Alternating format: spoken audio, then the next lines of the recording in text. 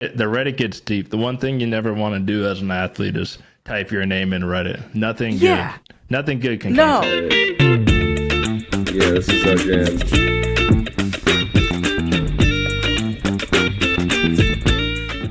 What's going on, everybody? Welcome back to another episode of Tune Into Dillon. I'm here in the booth, and Will is out doing some awesome business for Nautilus right now, so he's not able to join us. But we've got a guy today who's roasted every U.S. state more than the college football forums come for your favorite program. So, without further ado, welcome Ben Brainard. Yeah, thanks for having me, man. It's hard to say that I've roasted everyone harder than a college football forum because I think that's the only thing that it's like 90% roast, 10% football in those forums. Yeah. The Reddit gets deep. The one thing you never want to do as an athlete is type your name in Reddit. Nothing good. Nothing good can come from that. I don't care who you are. You got to take deep breaths and like bring a friend if you're going dumpster diving in Reddit. That's what that is. Oh, yeah, but people are creative. People are creative, and I give them that. If you see a good burn or a good diss or something like that, and it's like, I haven't heard this one before. You had to reach in the bag to go get this and make it up. Kudos. I respect it. Thank you. Yeah. Wait, are you saying that you're the one typing this? What? Thank you. I think I just went on autopilot there. That's what that was. But I did get featured on like a Reddit like best comebacks on the internet this week. Oh, that's pretty sick. What was it? What'd you come back from? Man, it was somebody was like complaining about like student loan forgiveness. Mm-hmm. And I was like, you are a traffic cone of a human being. And then they said something along the lines of like, oh, I'm sorry, did I offend you? And I said, no, you can't offend me because first you'd have to matter. Burn. And then they deleted their account, and I was pretty happy about that one. So you might have a little troll in you. I used to. It's listen, therapy is trying hard. I love it. Well, so especially with, you're into comedy. For those who don't know, we'll get into, all that. You have a pretty interesting, I think, lifestyle and how your story, how it came to be. You see, you got the Eagles poster back there. We did Go see Birds. in the pre-podcast, Go Birds. You had a Packer mug. Yeah. You're People Florida. sent me a lot of stuff. It's You're a from lot. Florida. You served in the military. Now you do comedy and you're streaming video games. Kind of who is give the people just a little intro. What's your background? I don't know how to put you in a box. What do I say you are, Mr. Do It All? I mean, people have tried to put me in a box before. Mm-hmm. And the only box that I fit in is the box in the Schrodinger's cat metaphor, I think. Am I alive? Am I dead? Both. Don't open the box. I don't know what I'm saying right now. Here's the deal. My name is Ben Brainard. I was born and raised in Daytona Beach, Florida. I lived there for 20 years. I went to school for mechanical engineering. I double minored in physics and computer-aided design and manufacturing. While I was there, I got bored, so I dropped out and joined the Army. I won all 4 awards that they offer at basic training. I won the biggest award that they offer at my advanced training. I won the best warrior competition 2 years in a row. I made a joke at the expense of the U.S. Army Reserves, and that joke went so viral that the Military Times wrote an article about it, and then that article went viral so that the 3-star commanding general of the entire Army Reserves flew to Lakeland, Florida to make sure that I was there so she could yell at me, which is the best use of taxpayer money I've ever forced. And then after that, I moved to Orlando, and I started doing stand-up comedy. COVID happened. All my shows got canceled. I downloaded TikTok for the first time, and I went viral dressing up as the state of Florida. And I said, I guess I'll just do this until people stop watching. And now I'm on a podcast with AJ Dillon. So I guess people haven't stopped watching.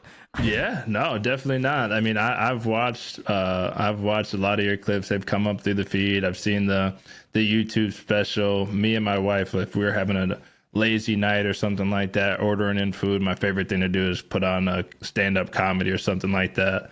I appreciate that. That's so cool. Yeah, I don't even know where to. I mean, let's start with the. All right, so you're at basic training or advanced training. You make the joke. Is that the moment that you realize comedy might be a thing, or what was the moment where you kind of blew up and you decided, all right, I'm gonna go to Orlando and try stand up? Well, here's the thing.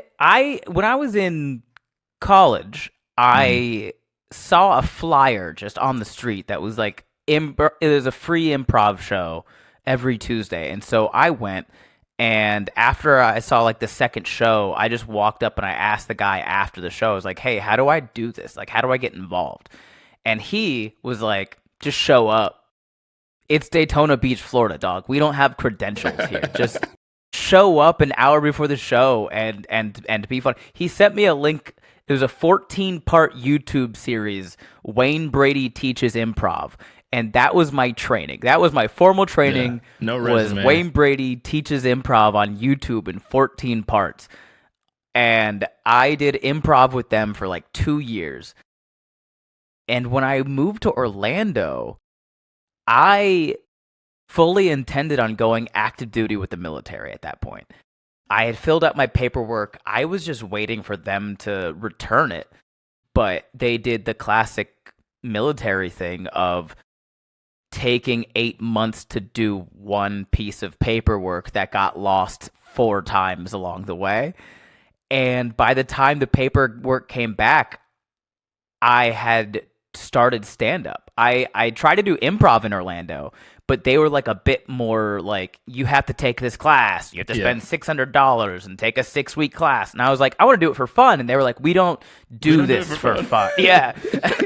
And I was like, that's awful. I hate that, dude. Like, so I started doing stand up. I saw a sign for the Drunken Monkey Coffee Bar in Orlando.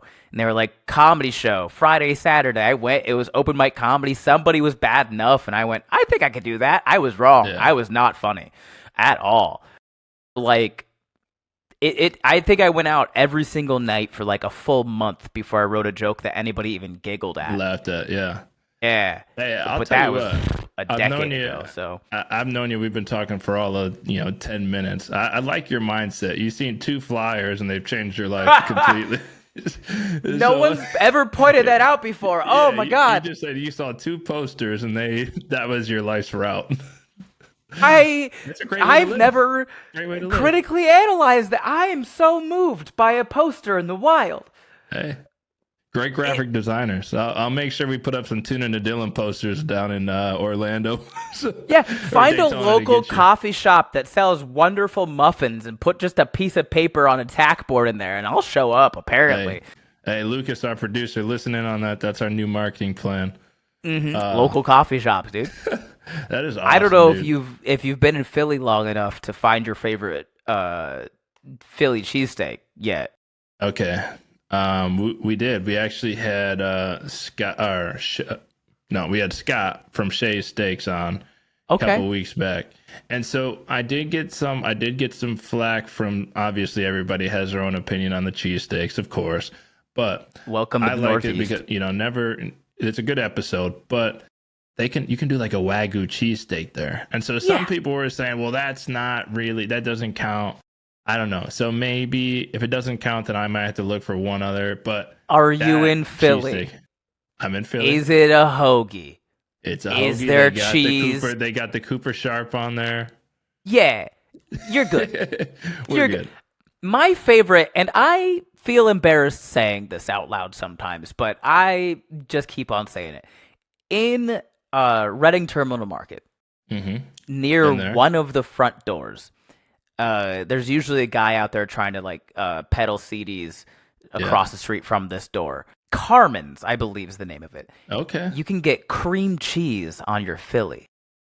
And I made the same face you did. I did. But I will do anything once. I ate it and I went, this is right. This is good. They did it. So you're telling me cream cheese Philly is the way to go. It might be the whitest thing about me, but yeah. All right. Hey, Reading Terminal Market. Good.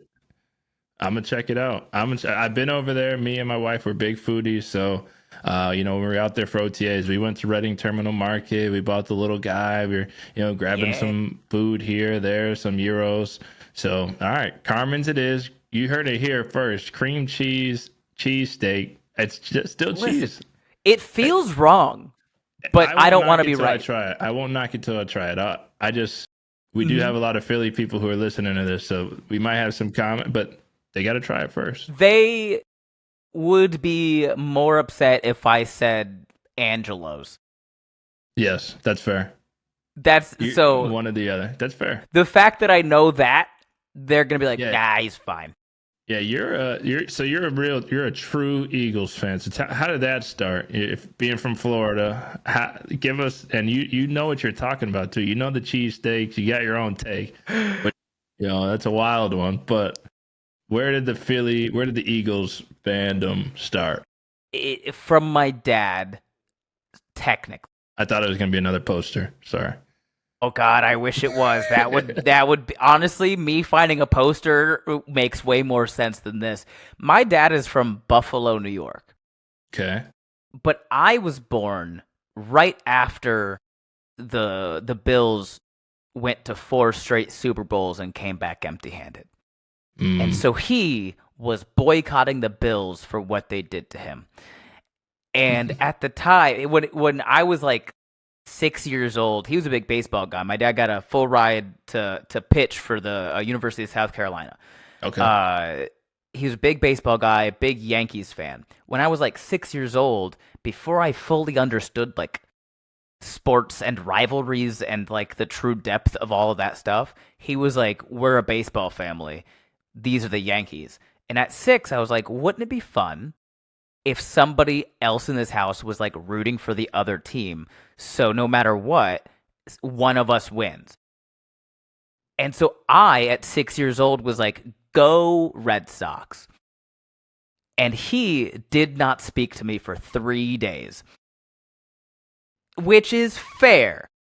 When I was 8, I started watching football, and he at the time was like, I just want to watch good football.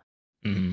And at the time, for him, it was the Cowboys. It was, Aikman and all that. And then at that point, it was Tony Romo, which is the greatest Eagles quarterback to ever play. He won so many games for us in the fourth quarter. Just really well placed interceptions for touchdowns. It was greatest Eagle quarterback of all time. Stamp it. But he was just like, yeah, the Cowboys are like good football. And I was like, okay, cool. Who do they hate?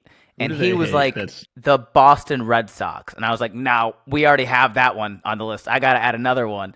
And he was like, all right, that's a tougher question to answer technically, but I'd say probably the Eagles. Because this was like McNabb, Westbrook era.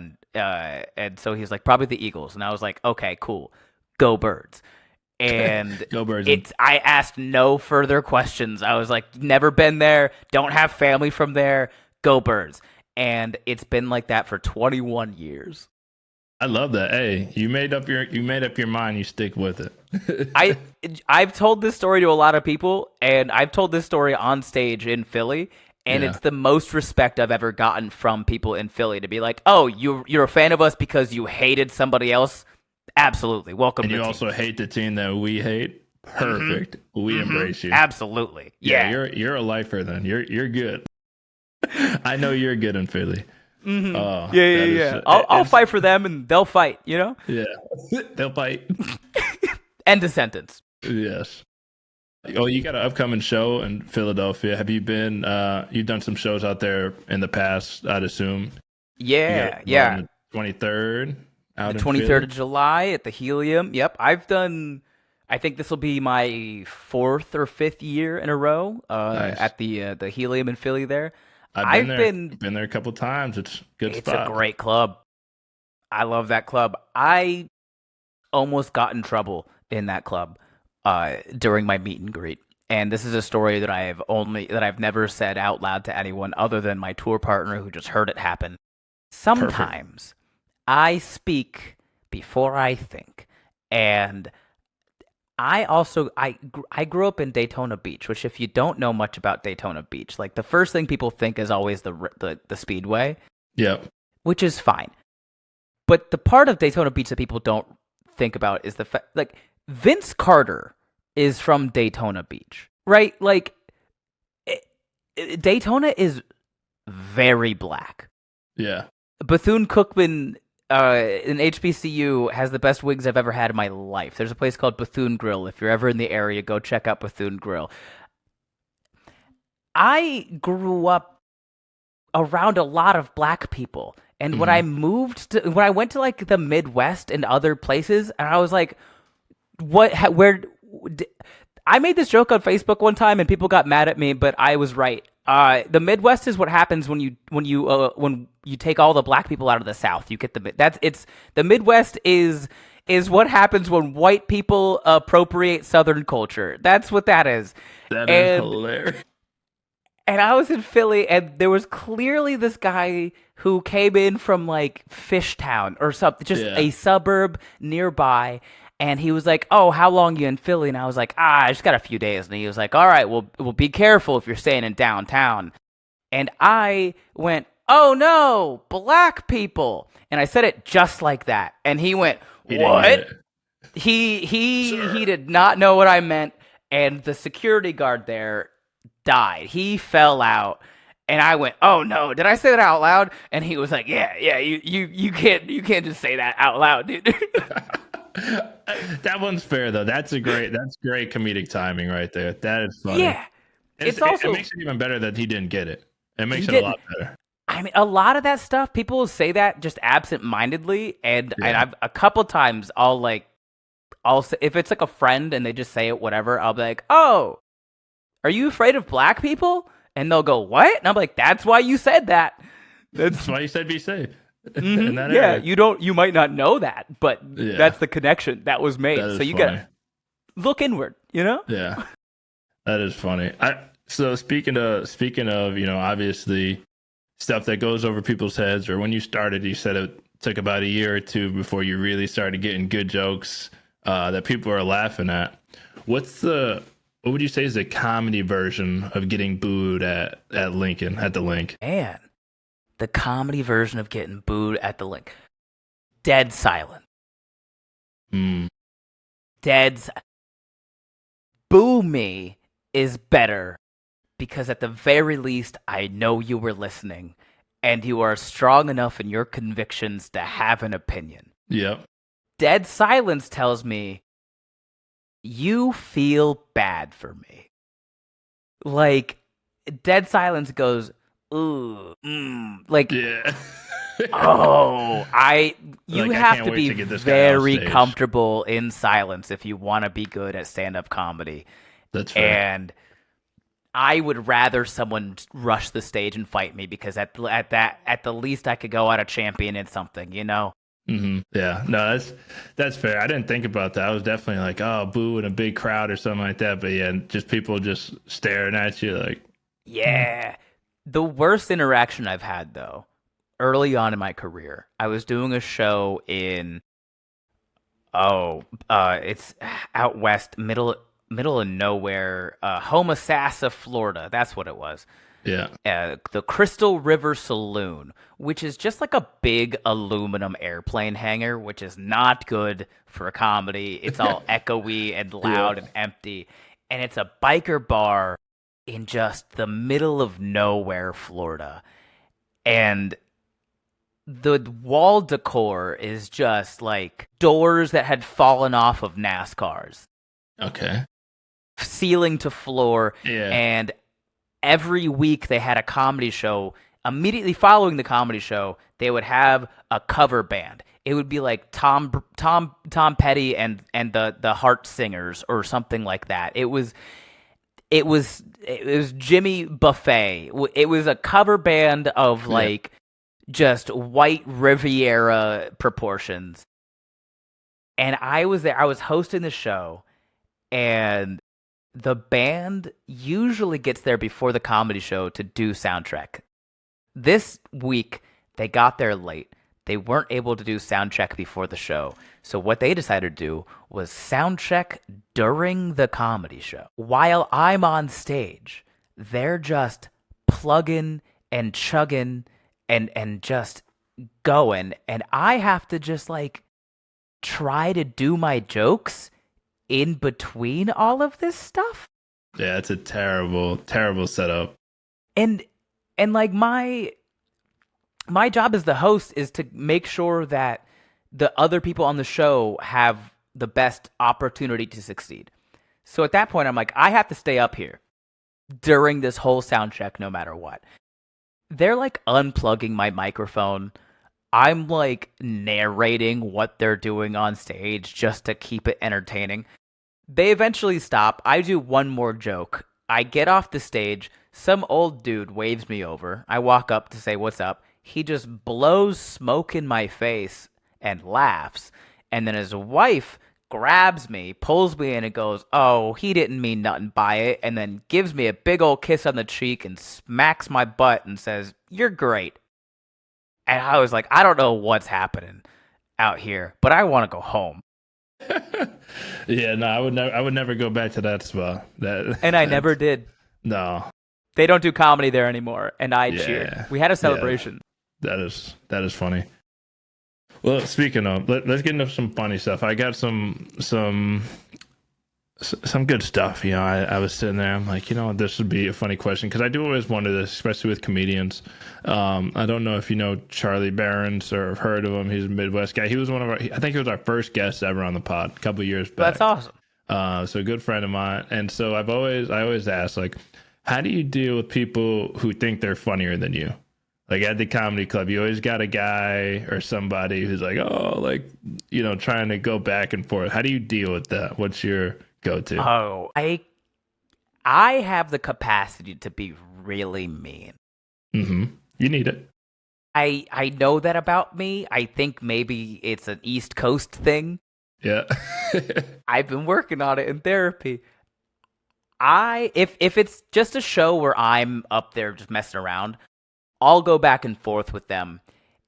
But when I was like rehearsing my special, which gets really heavy, and there's a lot of like purposeful silence in that special.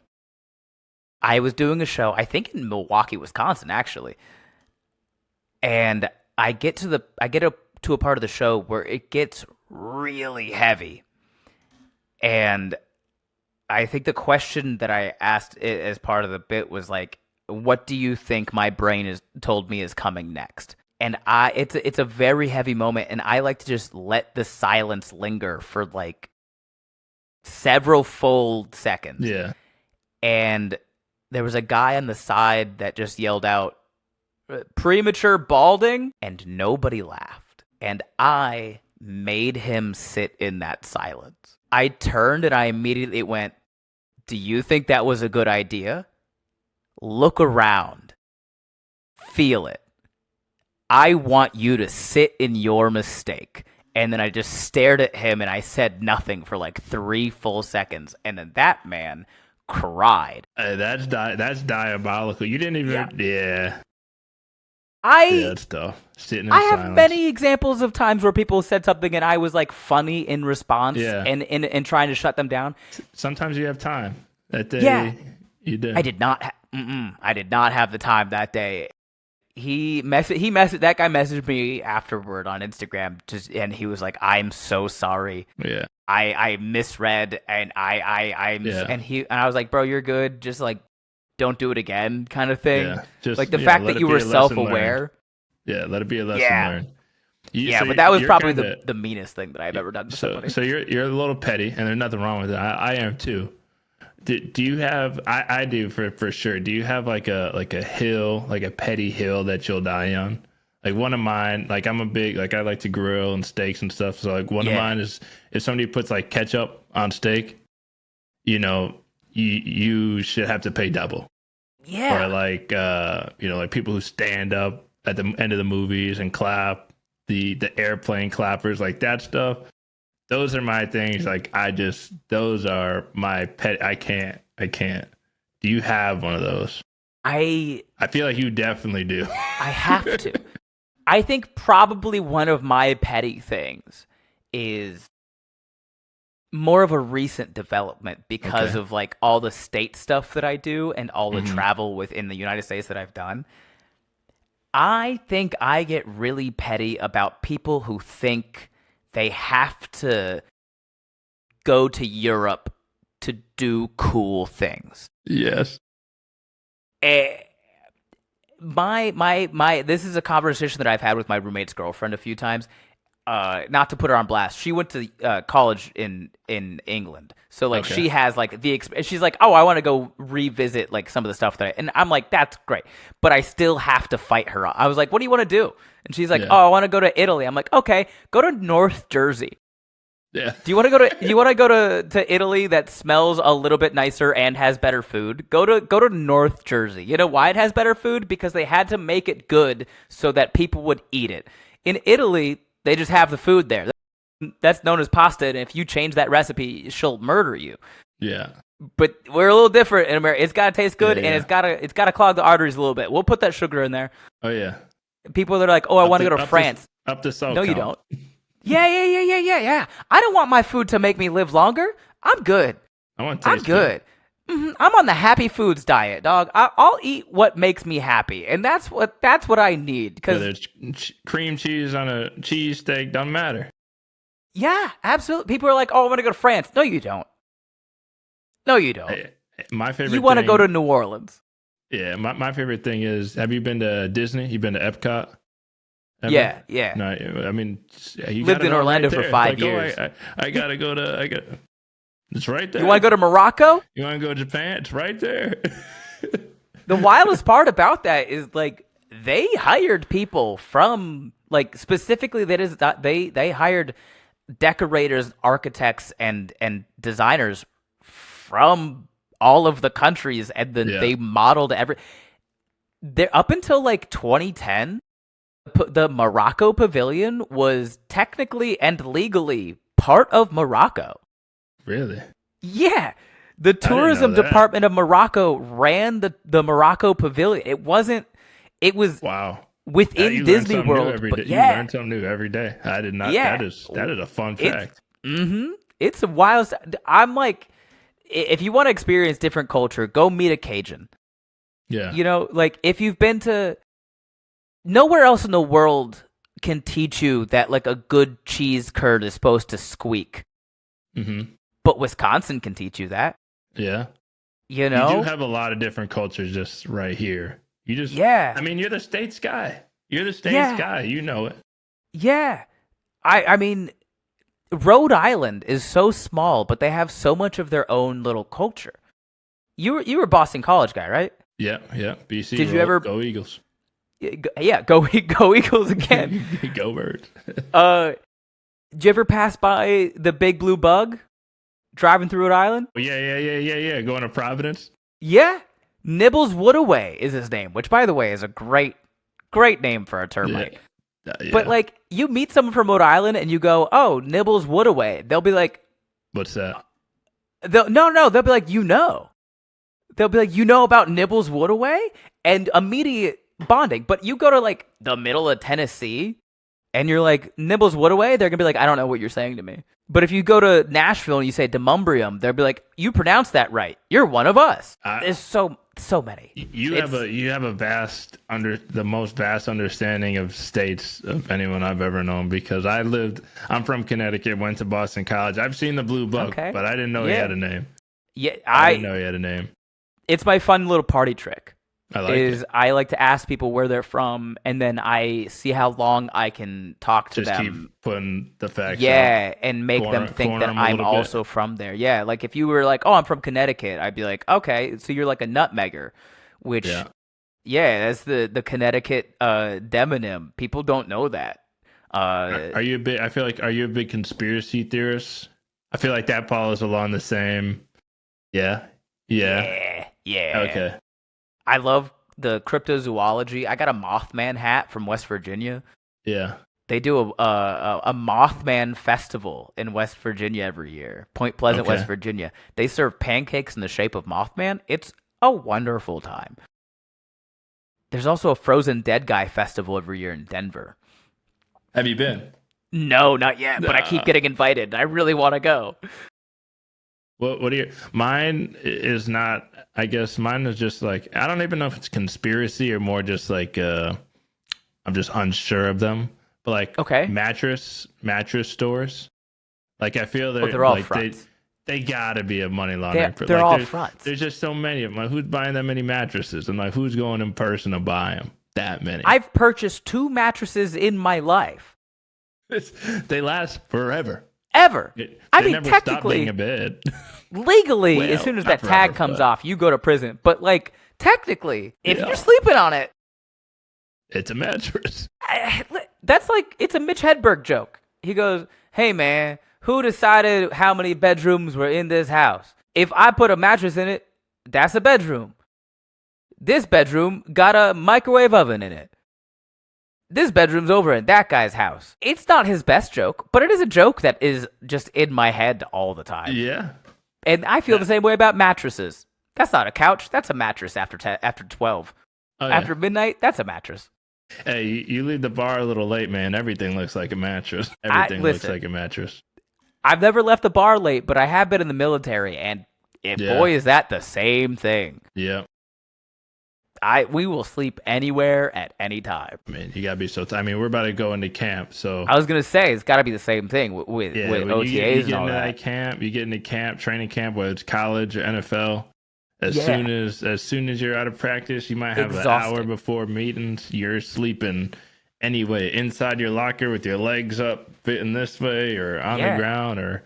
And you're going to have an even rougher one because I think it's like you, Saquon, and Jalen got to do like a whole like squat off after every practice or something. You got to lift 1,000 by yourself, no help. Yeah, front squat it. Yeah. Front squat 1,000 right now. Put it on your back and then also put some extra on your legs, you know. Mm-hmm. But just bring your kids, have them hang on. Yeah, just everybody. You know, you guys hold aside. I have seen. I don't know if they. You know, you see those old school videos where it's like the muscle man and it's like two like tiny ladies. Two ladies. On the side. Yeah. Bring it back. That's child's play. But do it with linemen. Yeah. You get Lane Johnson on one arm and Jordan Mailata on the other one. Hey, we got some big old linemen. On the Eagles, man. If you got 2 of them on there. You're lifting first of all, weight. You're on the floor. It's just not. It's not happening. It's not possible. It's not. People are gonna walk by the window going, "What are they training for?" And then somebody just yells out, "Tush push," and that's it. That's all you hear. Anything. Sorry, the QB sneak. Oh no, tush push. So, do you have any like favorite Eagles of all time you've been watching the last 21 years? Before you answer it, just do you? You don't have to tell me who they are, but okay. If you had, I saw this the other day. If you had to live with 3 NFL players for a year, who would they be? That's a different question, though. No, I know. I just wanted to make sure you had some people rolling through your mind first. Okay. They don't have to be Eagles. They can be anybody. LaShawn McCoy, I think, is probably just fully based on like window of when I was like old enough to be cognizant of the world and who was the man at the time. It was LaShawn McCoy. But who would I want to live with for a few? Listen, Jordan Mailata is just a fun guy. Yeah. And also, I think we could get like a twins thing going, like a Danny DeVito type. Like I'd be Danny DeVito and he would be was that Sylvester Stallone? Yeah. Or Arnold Schwarzenegger, that's what it was. Yeah. He'd be the Art of my Danny. That'd be silly. What would you guys? I mean, he can sing. He can sing. He can sing. He can. And block. This might just be super niche of a reference, but like, he probably would have the hookup with Tim Tams. Being from Australia, it's an Australian candy. I've been to Australia a couple times. Okay. The only good like candy that they have. Not to say that everything else is bad. Well, it's just comparatively to how we do candy. Yeah. Tim Tams are the best. Like it's like a a wafer dipped in like covered in chocolate, and the thing with Yum. it is like you bite off both ends and then you stick it into your coffee in the morning and you suck the coffee through like a straw. Oh, And then once the coffee gets all throughout the Tim Tam, you eat the Tim Tam, and they call okay. it a Tim Tam Slam. And it's We'll if see you if I can if get some of those by your show in Philly. Get some of yeah those yeah out there. when you see Jordan next, just be like, Yeah, hey, but do you like know Tim where to Tams. get Tim Tams? And he might just like hug you. He'll pick you up and like give you a big old smooch. Maybe I don't know. Man, I don't want to just pick another alignment, but those guys do seem like they have like the most like just fun Yeah. in a very specific way. Okay. Because I think it would be fun to live next door to the wide receivers, Hmm. but I wouldn't want to share a house with one. I feel like it would have to clean up too much. Yeah. I feel like they're yeah. going. They're going. They're the guys that I want to party near. You know what I'm Yeah, saying? that's fair. I feel like the linemen are like the guys that are like, we're gonna go to somebody else's house. Yeah. Because our wives are scarier than we are, and they will hurt us if we Absolutely. mess up the house. They're the ones that are gonna make sure you're tucked in at night. Make sure maybe play a little just board wanna- game. yeah, Maybe play some. I just want to Monopoly, melt some into a Dungeons big and warm Dragons. hug. Yeah. That's it. Big teddy bears. Mm-hmm. Okay. I think Nolan Smith would be fun. Yeah. He He's a seems funny like a dude. fun guy to hang with. Yeah, he is. He is a funny John guy. Dorenbos. I don't know that. He is the former long snapper for the Philadelphia Eagles that retired because he went on America's Got Talent to do comedy magic. Oh, Yeah. how did that play out? I've been an Eagles went fan for well. about a couple months now.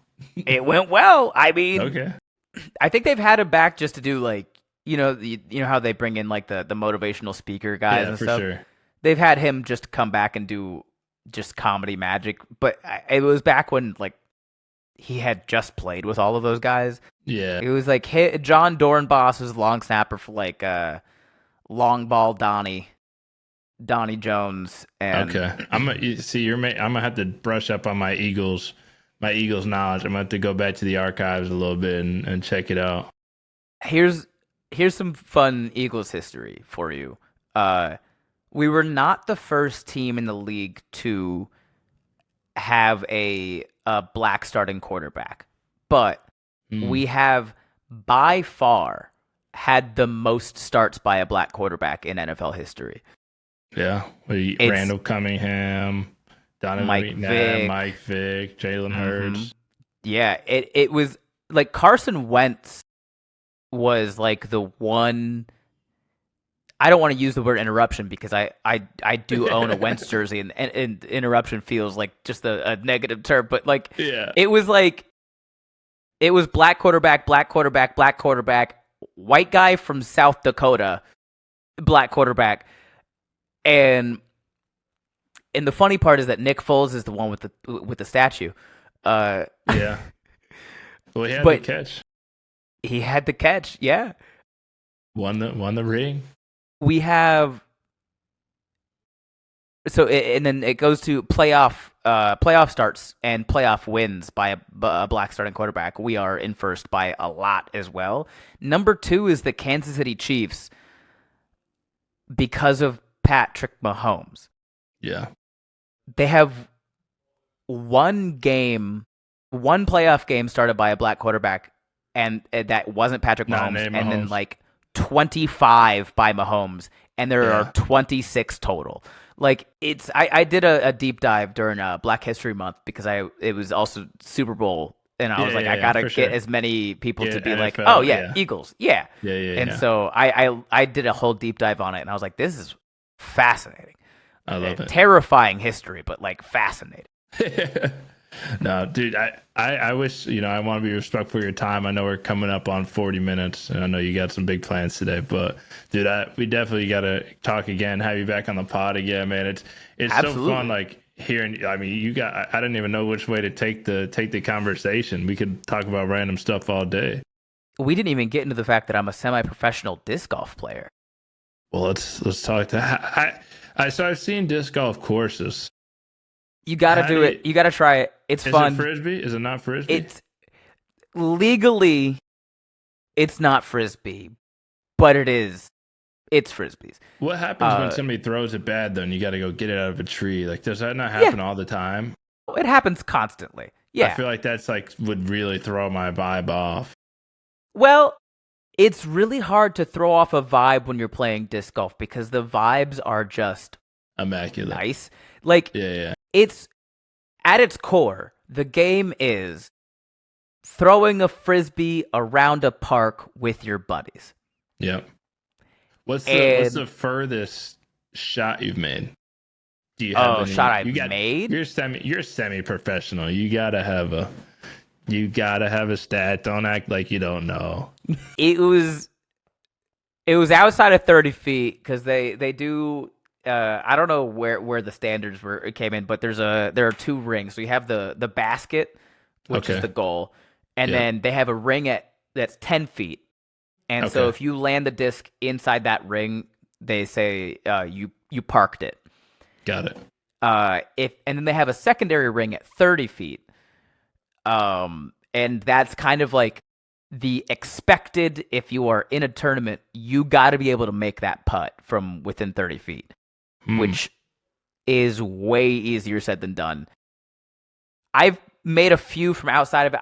Probably my farthest one was like 50 or 60 feet, but at that distance, that's getting into more luck than skill at that. I had enough skill to know I'm gonna put it in the general direction of the basket area. But then the rest was God. What qualifies you as semi-professional? Are you on a team, a league? Yeah, the Professional Disc Golf Association. I have tournaments? I've done a few. I have not won any of them. It's being a semi-professional in any sport is being too good to play with any of your friends, but not good enough to play with any professionals. I will play with my friends and destroy them, but it's still fun because it's not a sport where you truly feel bad. Defeated. Like if you throw the frisbee 2 more times per hole than your buddy, you're really not going to notice. Are you actually having more fun that way? Is that actually the honestly, you're not. If I'm not in a tournament, I'm barely thinking about the actual sport of it because I'm just walking around with a buddy talking. I've seen it started in Pasadena. The first ever course is in Pasadena, which is 20 minutes away from my house, and I've played that course a few times. I've played with the third ever Professional Disc Golf Association member, and he dragged a cooler of beer behind him for the whole tournament. That is the vibes that disc golf is bringing to the function. It's just a walk in the park with your buddies with an activity involved. I feel like you got to get one of those beer satchels or something, like a drink satchel for that game, since you're constantly it. Yeah. Oh yeah. People are just like, hey, do you want to smoke some weed and have a beer while we throw this frisbee in the park? And I'm like, this is the greatest sport. I don't even smoke or drink, but I'm like, this is wonderful. The vibes are immaculate. I've done tournaments where I've come dead last, and the guy in first and I are just laughing and having a good time. There's no bad blood. I've never seen anybody get angry during a disc golf game unless they were already coming in angry and they just you just had a bad day just throwing it. Yeah, I've played in Florida and there's a lot of swamps, and I've lost a lot of discs to bodies of water that I'm pretty sure have alligators in them. Yeah, and at that risky. Yeah, if I throw one of my favorite discs in the water, I'm gonna be like, well, that stinks. Yeah, but that is the max that I get. I'm like, man, bummer. Yeah. All right, well. Is there one frisbee better than another? It's not just your normal Walmart frisbee, or is it just? Is there a brand, or is there a? I'm not. If you're in a tournament, are you doing a special one? I'm not sponsored by any of the companies yet, so no free advertisement. But yes, fair. For me, I don't think I'm at the level where I'm good enough to be like, oh, this company makes this specific disc Yeah. and that's the best. I have had a fairway driver in my bag for, I don't know, 6 years. And I'll be honest, I just drive with that 90% of the time because it's the one that I know exactly how it's going to fly. It's the one I'm most comfortable with. I have like 30 discs. But Dang. at this point, I mostly just have them so my buddies also have discs to play with. Like, Yeah, that's fair. All right, I'll play with 2. Final question. I know we're running a little long here. That's fine. Since you're into so many things, and I think this would be a fun one since you go everywhere. You know, you're traveling all the states. If you're at a road trip, you got no plans, but you can bring 3 things with you. 3 things in your bag. You got all the essentials. Like, we're not saying you don't have food Okay. and place to stay. Phone, wallet, keys. You're just going across the country, but 3 things that you would have in your bag. Okay. I mean, I'm probably saying this just because we were just talking about it. Yeah.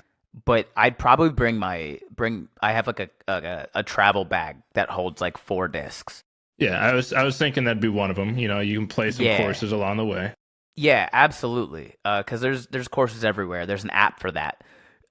Probably bring my travel bag. Ooh. 2 more things. I know.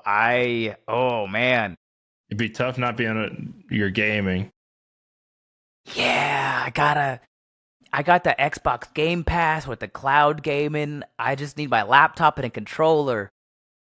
That's one thing. Like those go together. It can be your one. Okay, so the gaming setup, Gaming setup, and disc golf, basketball shoes. just in case. Can also be walking and running shoes. They can turn into both. Exactly, and if necessary, I can wear them for as hiking shoes. I just need the ankle support. I'm too old for that. No, if I play ball without high tops, I'm gonna. That makes sense because like basketball shoes can be, you know, used for multiple things. But if you just have some normal shoes, you can't hike, you can't run in them, you can't. So that's a great call. And if you want to if you want to find community anywhere in this country, just pull up on the court. Pull up to any court and just be like, "Can I play? My mom said that I could play if if your mom can drive me home. Can stay out till the lights turn on." Oh man, that's awesome, man. Well, like I said, man, I appreciate your time.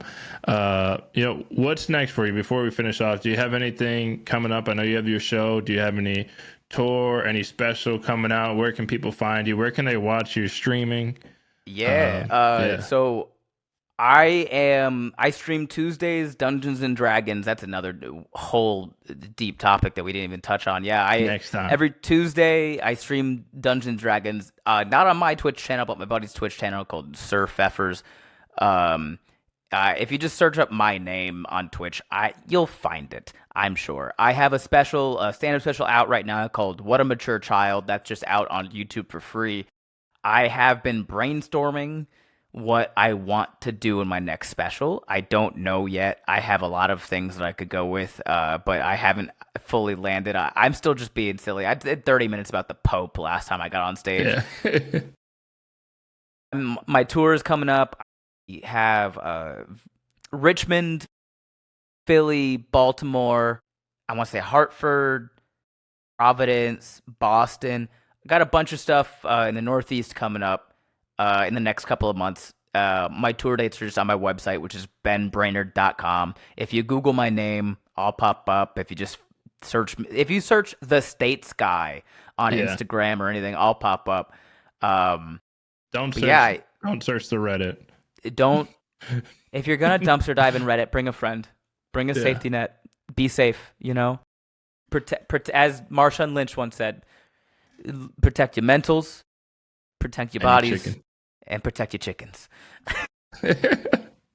I love it, bro. You got more quotes than anybody I know. It's fantastic. And we appreciate everybody listening. We appreciate Ben, and make sure you guys go check out all of his stuff, whether that's Twitch, There's tour dates, everything. Ben Brainard. You can find him online. You can find him on Instagram, the States guy. Go ahead and check him out. I'm sure we'll have a bunch of the links and stuff in the descriptions if you're listening on YouTube. And as always, comment, like, subscribe, share, listen with everybody, all your family members, listen with your dog. Everybody go listen, share it out a bunch. So, man, I appreciate your time. And, we'll have another awesome episode next week. Yeah. Thanks for having me on.